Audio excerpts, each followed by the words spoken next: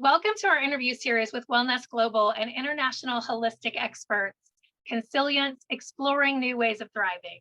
You can find this series on our YouTube channel at WellNest Global. I'm Valarie Angle Roberts, your hostess, and our intention with this program is to empower our audience with tools, wisdom, and resources to assist you in your journey of thriving in this life, whether that means peace of mind, satisfaction, success, or surprise. We want to be your source of connection. And so we're bringing to you today our friend, April Federico. April, thank you so much for sharing your time with us today. Thank you so much for having me. Yeah, we're so glad you're here. I'd love for you to start off by telling our audience a little bit about you and anything you think that they would find interesting about, your personal life, what you like, and your gifts and talents. Sure. So first of all, my name is April Federico, and I'm a certified nutritionist, gut health consultant, and hormone health and type 2 diabetes expert, who educates and empowers women to have healthier relationships with food, nutrition, and themselves. In February 2022, I nearly succumbed to diabetic ketoacidosis, and I was an alcoholic for 4 years prior to giving up both alcohol and coffee for good, which I know some of you may be addicted to coffee out there, but hear me out once you heard everything that I had to say today, because I got a good one for you. And by becoming a gut health consultant, I was able to identify the foods and drinks that inflamed my stomach. And fun fact about me is that I can actually sing the alphabet backwards on command. Oh, wow. Some of us can barely sing the alphabet. So that's really, that's really something. Well, that's an amazing story. I know that a lot of our listeners will be able to identify you. They're on some of those same paths that you've been on. And so that's really interesting, what got you here to where you are today. So what would you like to bring to the table today to share with our audience to help them with their wellness journey in relation to your journey and your area of expertise? Sure. Well, to start off, I'm going to say the ever so cliched phrase, yet Hippocrates did say this: all disease begins in the gut. It's true. And the human gut is home to trillions of microorganisms collectively known as the gut microbiota. And these microscopic organisms, including bacteria, viruses, fungi, and other microbes, play a crucial role in maintaining various aspects of our health, including digestion, immunity, and metabolism. And the gut microbiota helps break down complex carbohydrates, synthesizes vitamins, regulates the immune response, and influences overall metabolic processes.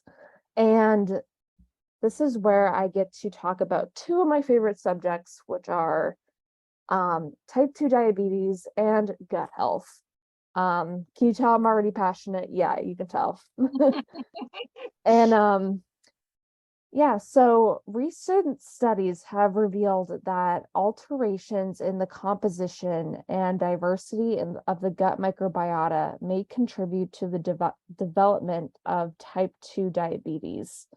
And individuals with type 2 diabetes often exhibit a less diverse and imbalanced gut microbiota compared to those with a healthy glucose metabolism.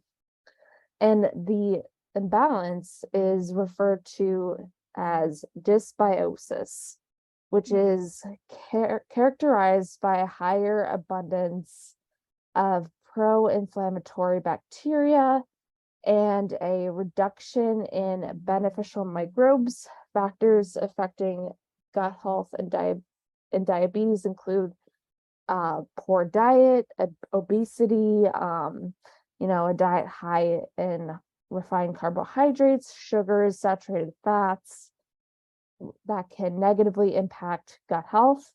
And such a diet promotes the growth of harmful bacteria while limiting the growth of beneficial ones, which leads to gut dysbiosis. And then obesity, of course, chronic inflammation. Chronic low-grade inflammation is a common characteristic of type 2 diabetes, and medications can influence that as well. And promoting a healthy gut requires dietary modifications. So a diet that's rich in fiber, whole grains, fruits, vegetables, fermented vegetables, like kimchi, sauerkraut, etc. Then there's prebiotics and probiotics. Prebiotics are indigestible fibers that serve as a food source for beneficial bacteria. Probiotics, on the other hand, are live microorganisms that confer health benefits when consumed by the human. And both prebiotics and probiotics can help restore and maintain a healthy gut microbiota. And then also in order to promote a healthy gut, you must be engaging in regular physical activity. I recommend with my patients, 1.5 hours to 3 hours per week. And,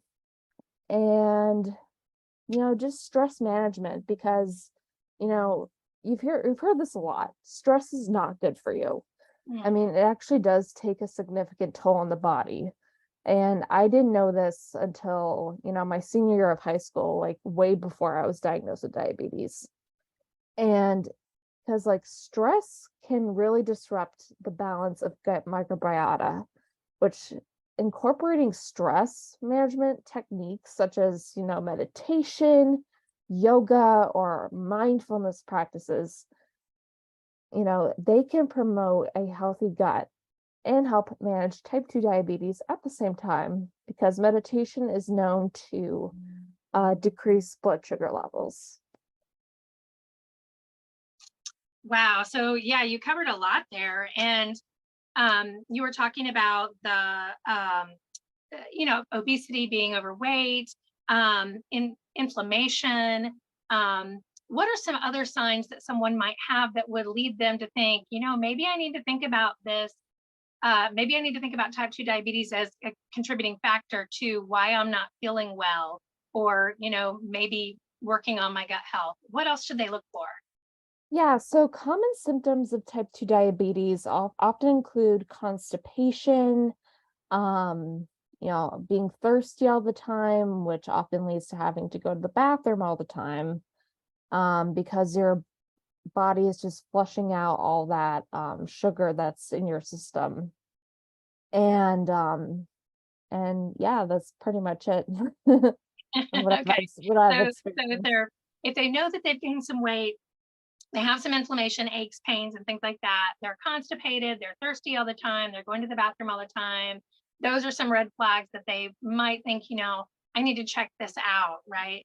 And, what you said about mindfulness and meditation, stress management, those are things we can all learn to integrate into our day without really shaking up our life. We can integrate that in and make it part of our life, so that we can learn how to calm our nervous system. So it's doable to make those, achieve those goals with help from someone like you, and supports along the way. And then you also mentioned exercise, and if someone hears you say 3 hours a week, they might, if they're not used to exercising, they might freak out a little bit. But when you break that down, it's not 3 hours a day, it's over the course of a week, right? Exactly.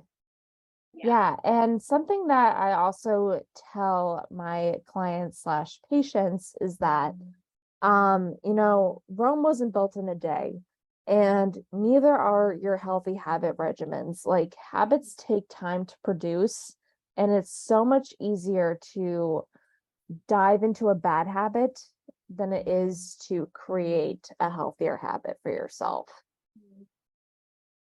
Yeah, I've noticed that with myself and a lot of my friends. We have this cultural tradition, I guess, of rewarding ourselves with really unhealthy stuff, right? So like alcohol, I'm going to go out and celebrate with some, margaritas, or I'm going to go get a bowl of ice cream or whatever. And so we tend to like incorporate that kind of stuff into our lives. And not to say that, you can't have moderation with some of that, but it is sort of a cultural phenomenon that we use food and drink and maybe not the healthiest of choices to celebrate things in our lives, which is kind of ironic. Yeah, and there's actually a neuroscience fact behind that. And the reason being is that our brains want so much dopamine. And we're motivated as human beings by rewards. It's been that way since the beginning of time. Yeah. Well, so what is something that you can share with our viewers today? I know you were talking in the beginning about alcohol and coffee that they could take note of today and begin incorporating in their life if they have concerns about this or they wanted to start improving their gut health right away. Yeah, absolutely. Well, first I'm going to say this. Use my signature Cicero method, and that means confidence and intelligence create emotional resilience to optimize. Put this finger up a little early, but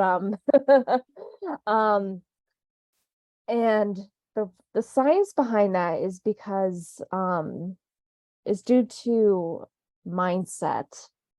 And mindset really goes into everything that you do, regardless of what you may think or feel like something should require. And because in the end, if you want something to happen, you have to make it happen. In order for something to stick, you have to make it stick. Yeah, so mindset's a big part of what you do. So you talked a little bit about in the beginning about, how you became interested in this and your personal journey and your story connected to that. So tell us a little bit about your passion for sharing that with people and how you decided that you would be an advocate for this. Yeah, so when I was on my almost deathbed, so to speak, I'm not kidding when I say I almost died on February 14th that year. And I made it my life's mission while I was, sitting on my hospital bed in the ICU, like, you know what? I have to educate and empower the public on this because no one really talks about, the symptoms of type 2 diabetes. In fact, there's actually a huge stigma of learning about diabetes in medical schools and even primary and secondary education, because there's such a huge stigma related to that as well, like socioeconomic status, as well as like food insecurity, or oh, they just gave it to themselves, like regardless if they're type 1 or type 2. Because type 1s, they don't give it to themselves. I mean, I'm not saying they give diabetes to themselves at all, because that's so not true. And I mean, it's a chronic illness, and it's an unfortunate epidemic that needs to be addressed. And the reason why I came up with my Cicero method was because, doctors, dietitians, and other medical professionals, like, they will preach, exercise, weight loss, nutrition, blah, blah, blah. But do they ever talk about the mindset? Not really, do they? Yeah, No. that's really what the hurdle. We make a decision, we're going to change, we're going to do this, we're going to be disciplined and use willpower. But there's a lot of different factors that go into that, right? So where personalities are different, our ability to tune into our willpower is different, our mindset practices might be unhoned. So support is vital and crucial. to making big changes in your life. You need a support system, and accountability is so important to make big changes in your Exactly. life. Yeah. So tell us a little bit about any tips or tricks you have. You mentioned that you had quit drinking and you stopped drinking coffee. What can you share with people about that? Like if they're like, no way could I do that, what would you say? Well, my situation's a little different. I mean, everyone is a bio individual, and I learned that in the Institute of Integrative Nutrition. Mhm. And the fact of the matter is everyone's bodies respond to foods differently, and they cope with things differently, and they go about their goals differently. And for me, I really wanted to manifest my ideal self. And my ideal self, I gave up right on the spot, said, you know what? She doesn't drink alcohol. She feels good all the time. She exercises, she eats good foods, and she doesn't drink coffee. Because, if you pick up a drink or drink coffee and you know that it doesn't feel good to you to do it, like, why would you do it again? That's my philosophy. Yeah. So it's a little bit intuitive, knowing yourself, knowing what, recognizing, we talked about this in our interview with John Britton, was Mhm. start to notice things in your life. Like when you eat or drink something and you then feel bad, taking note of that and caring for yourself enough to change that, so Exactly. mindfulness around food and drinks. And I mean, ultimately, there's a debate, I think, on coffee being healthy or not healthy and what's in it and the caffeine. There's a lot of debate going on in the wellness world on that now. But alcohol's a cellular toxin. So Exactly. moderating that is an important aspect, in my opinion, is a big aspect in terms of being aware and cognizant of your general well-being and your health. So yeah, so really important points, I think. And I know a lot of our community is on a sober awareness journey, whether that's because they've had they've been an alcoholic or are an alcoholic, or are just sober curious because they didn't know that was a choice, like, oh, this is Exactly. what we do. We go out, we drink, we party. And to be like, oh, you mean you can go out and have a good time and be sober? It's like, well, okay, Exactly. you can do that. And you can. So I think it's a lot more, people are more aware of that now, hopefully. And when we're talking with experts like you about that, it really helps make it feel more manageable, and like they're more capable of being able to do that, right? Right. And it's funny that you mentioned that, like the whole going out and having fun being sober thing, because in a similar situation, I was talking to a client this morning, and she told me how she eats eggs even though she doesn't like them. Mhm. And the main reason is because like her was like other nutritionists in the past say like, oh, you have to like incorporate eggs into your diet, but like she doesn't like eggs. It's like, why would you feed your body something you don't like? Yeah, she's like repulsed against it. Maybe there's a reason there that she shouldn't be eating eggs. Yeah, maybe. I mean, like I said, everyone's bodies respond differently to different foods. So yeah, it's all about eating intuitively and also mindfully as well. So is there any last little bits of advice or tidbits before we're going to share with you all how to get in touch with April and how you can connect with her? But is there anything else, April, that you wanted to make sure that we enlightened our audience with today, or that we hadn't shared yet? Yeah, absolutely. I mean, I say this on almost every podcast that I'm on. But if you think that something is wrong, please go get it checked out. Don't wait until it's too late.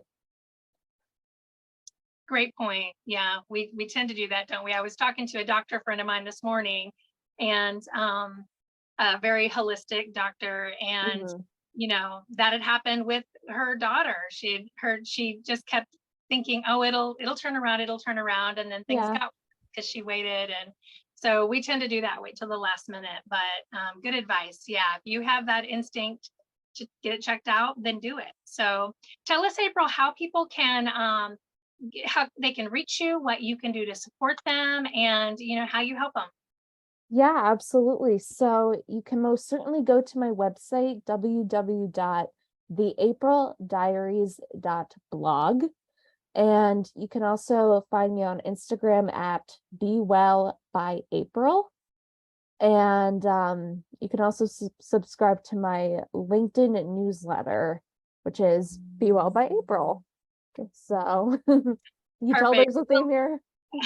There's a theme. We will absolutely provide all of that for everyone in the description below the video on YouTube. And thank you so much, April, for being here with us today. Yeah, thank you so much for having me. It was an honor to be on your show.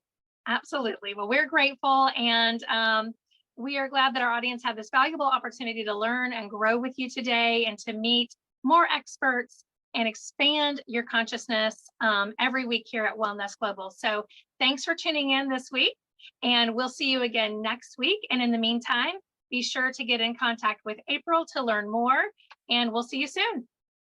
Bye.